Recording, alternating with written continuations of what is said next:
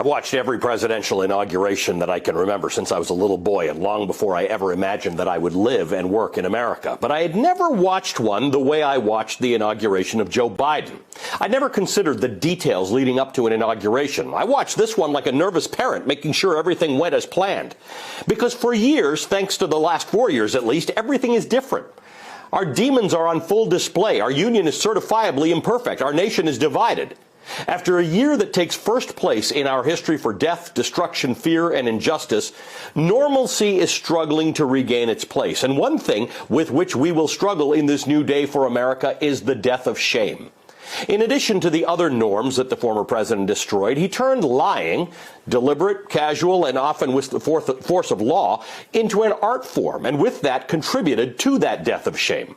Let me give you an example. As you know, I'm a business journalist, and for most of my career, when I'd interview a CEO and they'd tell me something that wasn't true, and I'd had the evidence that it wasn't true, it would make for an awkward moment. They'd try to explain it away, their people would offer clarifications, and maybe there'd be a statement of clarification, maybe even an apology.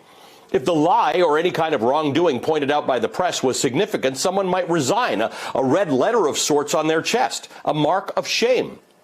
But for some people, some liars, there's no shame now. One reason I haven't had Trump officials or allies on my show for the last several months is that confronting them with the truth stopped mattering. When caught lying or distorting the facts, they just lied more. Some people, it seemed, are not embarrassed to be caught lying. To have to wear a red letter or two red letters in the former president's case, both capital I's for impeachment, it means little to him.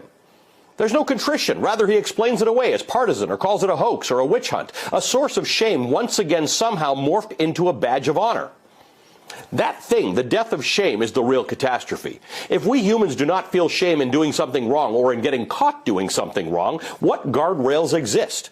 When the powerful can't be embarrassed by the bad choices they make, people suffer, democracy erodes, institutions crumble, justice is strangled, and lies proliferate. And this time people died. If we allowed what we have witnessed in the past 4 years to continue, then shame on all of us.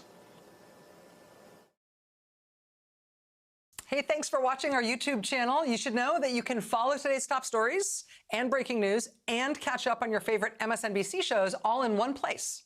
Download the NBC News app today.